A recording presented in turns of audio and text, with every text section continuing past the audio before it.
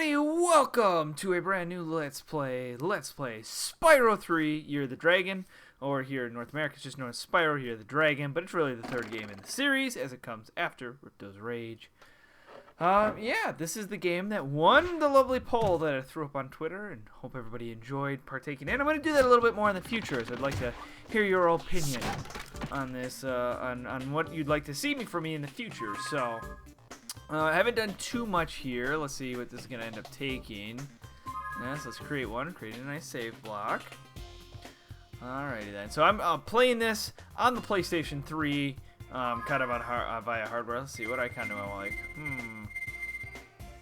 Let's stick with the standard Spyro one. I just kind of appreciate that one a little bit more. Alright, so I'm going to kind of just do a quick synopsis of past games, I guess, in between this nice evil plot unfolds itself. I'll kind of let itself roll itself through. Here we see some lovely dragons, nice, vastly asleep, with some lovely eggs just scattered everywhere. It is evil, what is it, Bianca? How it is, so. For those wondering, I will not be, obviously I'm not continuing from the previous points. That's mainly because I lost my save file from then. Due to a PlayStation 3 crashing at the last time, something like that. So, figured I'd start over anyways, as we were only about 8 episodes in. So, for those who had seen past episodes, this is where we're starting now. So, we see this nasty, well, I wouldn't call her nasty yet, but this evil sorceress. Uh-oh. Steps on a cat's tail, everyone wakes up, but she's stealing the eggs of the dragon. And that's kind of the Year of the Dragon's basic premise. Get her! Oh. It's very interesting. Comparative to the intros of other Spyros, it's not very, there's not too much talking. There is in this cutscene, but past cutscenes, not too much. They kept it very minimalistic, at least in these cutscenes. Capture the eggs, Your Highness. Every last one. Excellent. Maybe you will amount to something after all. Now, go guard the tunnels. Stop anyone from coming through. Here we go, we get a nice our spy detecting where these lovely eggs went. As you can see, there's this new evil bad guy, kind of like that about the Spyro series. There's different enemies, everyone. So if you haven't seen the other two Let's Plays of mine of the Spyro, go check them out. I know the first one's kind of rough. Where are the eggs? But the second one's pretty decent. The holes came out on the other side of the dragon worlds. We found some of the eggs, but they were too heavy to carry back. The other side of the world? The Forgotten Worlds. Spyro, you'll have to go. Nobody else can fit down the holes. Yeah, come on, let's go. Of course, Spyro's the only one that could ever fit in the holes. Not that they could fly around the planet.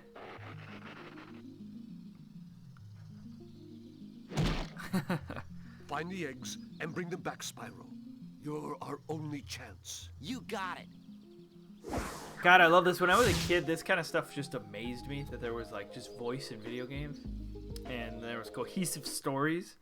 I loved it. But no, Spyro 3 is actually the only Spyro I have not beaten before this playthrough. Spyro 1 and 2, when I played those, I had completely beat them both 100%.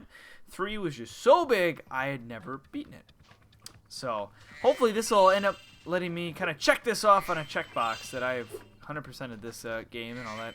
Its funness. So, so this opening world, overall, in this episode, I'm just going to try and go around the opening place and maybe start the next area.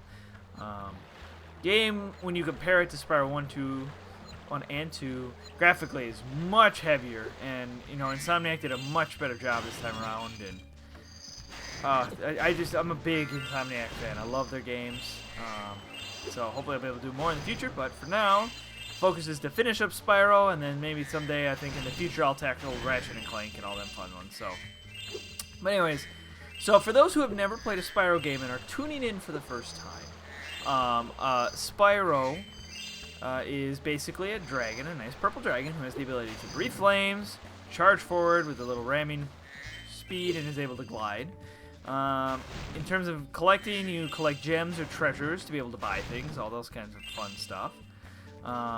There's... Oh, Isabel. There's different collectibles in each game.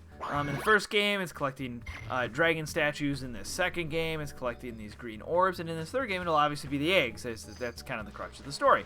Which is kind of cool in this game is you kind of get to see all the different babies and see like little individuals what each is going to be. So, but what I like about it is, or at least what I like Spyro when you compared it to its brethren. One moment. Hi, Spyro. To look left or right, press the L2 or R2 buttons. To quickly center the camera behind you, press the L1 or R1 button. All right. You can look all around, but... Thank you. I do not need to know how to look around. Thank you. But when you compared it to its brethren on the PlayStation 1... Uh-oh. What's going on here? It's with the rainbow. It's magic rainbow. Oh, it's her. So, It's you're the Bianca. one in charge of rescuing the eggs, huh? How sad. Look here, Dragon. If you know what's good for you, you'll turn around and crawl back up that hole you came through. Those eggs belong to us now, and I've hidden them in places you'll never find in 1,000 years. Besides, even if you could find an egg, our expertly trained armies will dispose of you and take it back. Do I make myself clear? If I find you here again, I am going to be very angry. Well, and thank you you. won't like me when I'm angry. Oh, that's a threat. That's a threat, ladies and gentlemen. I'll have to take care of that in the future. I'm so afraid of a bunny wizard. Totally. But no, as I was saying, when you compare it to its brethren, Crash Bandicoot on the PlayStation 1, which I do have plans in the future to hopefully touch that, but this is a much more free open exploration 3D platformer versus more of a linear, which is what Crash is. And to be frank, these are actually my favorite 3D platformers, the ones that let you kind of explore. I think I saw a thread on NeoGAF a few days ago that kind of described the 3 different ones, where it's, you know, explorative type, which is what you're seeing now. Sadly, there's going to be more talking. There's lots of talking, sadly, in this beginning section. I just found one of those portal thingamajigs that leads to a different world, but you'll have to glide to get across to it. Press the X button to jump, then press the X button again while you're in the air to glide. Just follow me.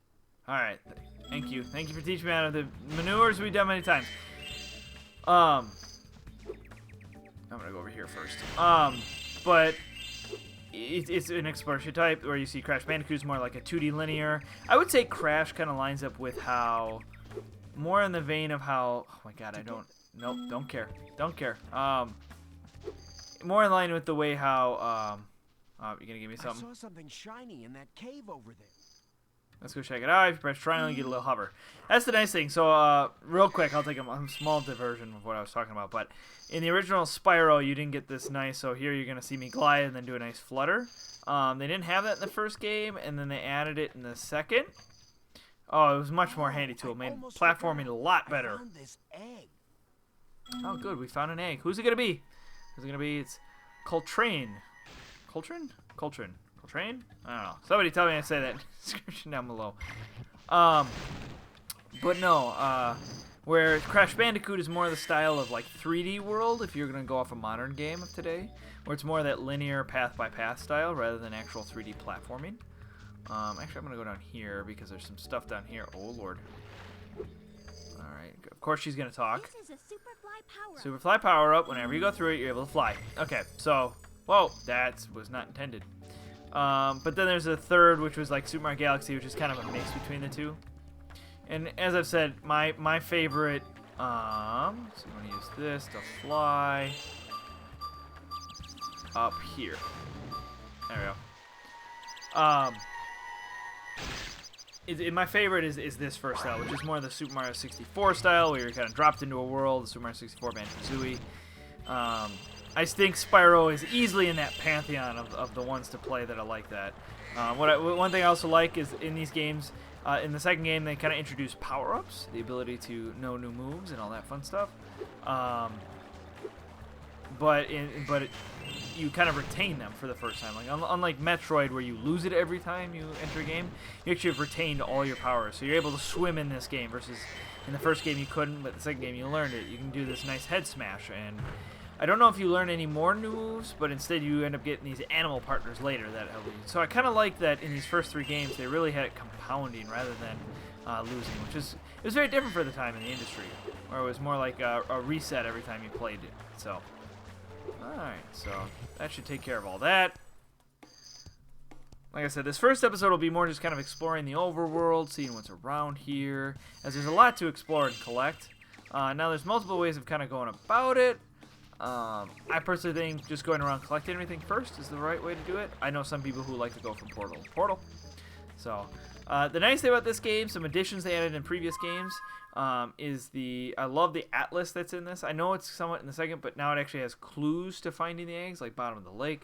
Makes it really easy for finding it. You can see the nice, your gem progression. You can see all the levels laid out right away for you, and you can see, so what will end up happening is you have to go into each of the levels and find these guys that'll help you get to the next hub world. It's really nice that way, and then it gives you a grand total of everything. So it's really nice. The objective in this, like I said, we're gonna beat this 100%. We're gonna go all the way through this, get everything, just like I do all my other Let's Plays. I'm a 100% guy. It's how I've always done it. If you want to check my backloggery, which will be backloggery.com/blueblazedemon, you will see I tend to complete games more than I just finish them, as it's something I just like to do. Surprised, actually. There's supposed to be another cutscene here that triggered.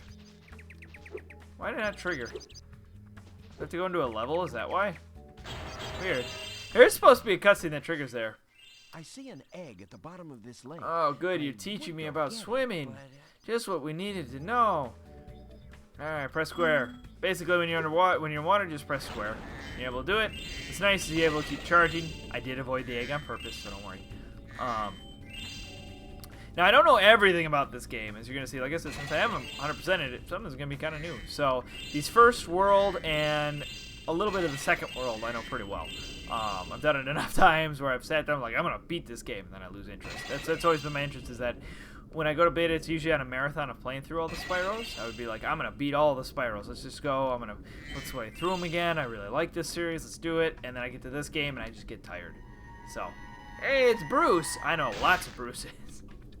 I love the different models for the eggs. I know they kind of repeat themselves later, but it is really nice to see some variety in the ones you open. It's a little bit more than what was in the variety of Spyro 1 in the Dragons, so yeah.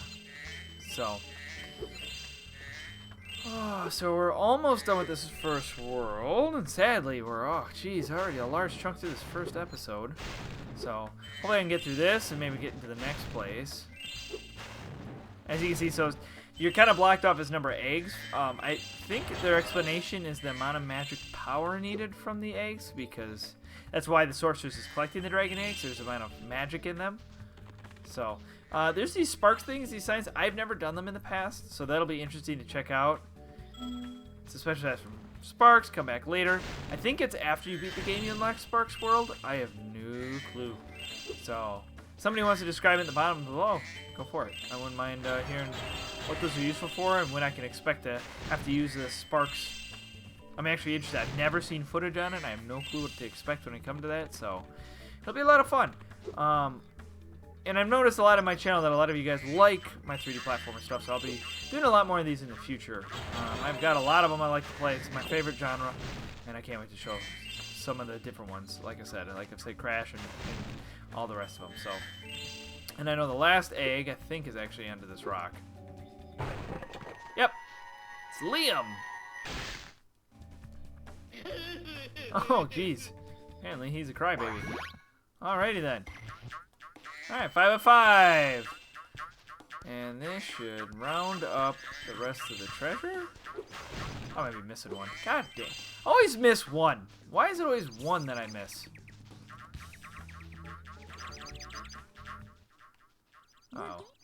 Game camera's in passive mode. It works just fine. Thank you. Alright, go away. I know some people who prefer the more, I said, active mode, where you change it yourself. I think they actually, Insomniac did a pretty good job in this game of giving you, fluctuating between both of them. That makes a bit of sense.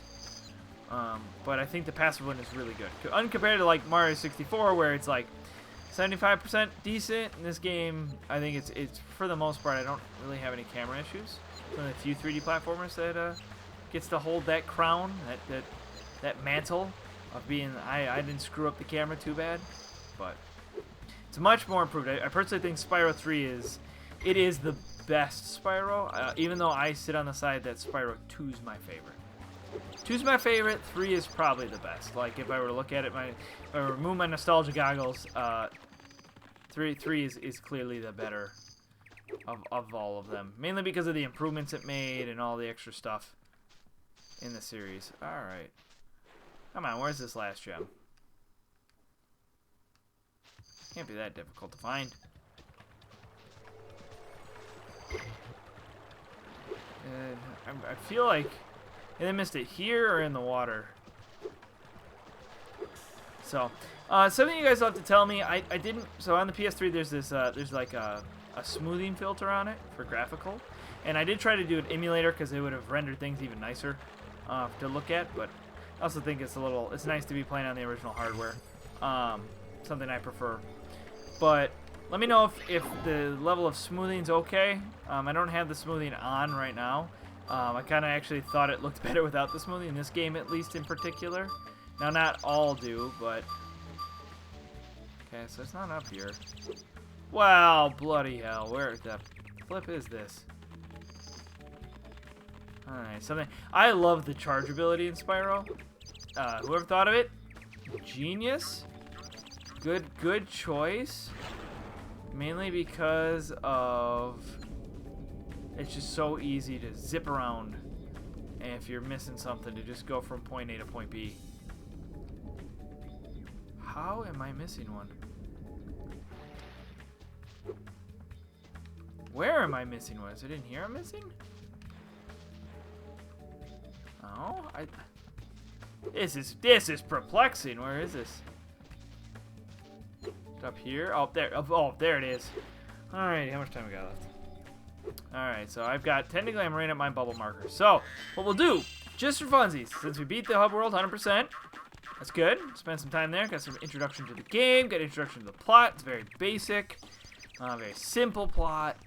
I will at least introduce to our not a favorite level, but the first level of the game, which is going to be Sunny Villa, which honestly is very nostalgic for me because I played this one a lot.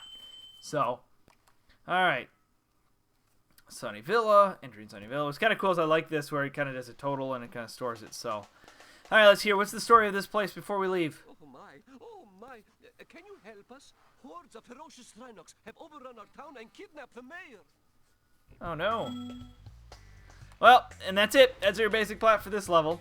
So, anyways, guys, thank you guys for watching. Please like, comment, subscribe, do all the good stuff. Next time on Let's Play Spyro 3, we're going to continue our way through Sunny Villa, or at least start it. Get through a large chunk of it, and then hopefully we'll see where we get from there. I don't know if we'll finish it in this one run. There's some mini games you have to do inside of it, so I don't know if I'll finish it in one run. But I will try. And so I hope you guys enjoy this new series, and let me know what you think in the comment box below. See you guys later. Bye-bye.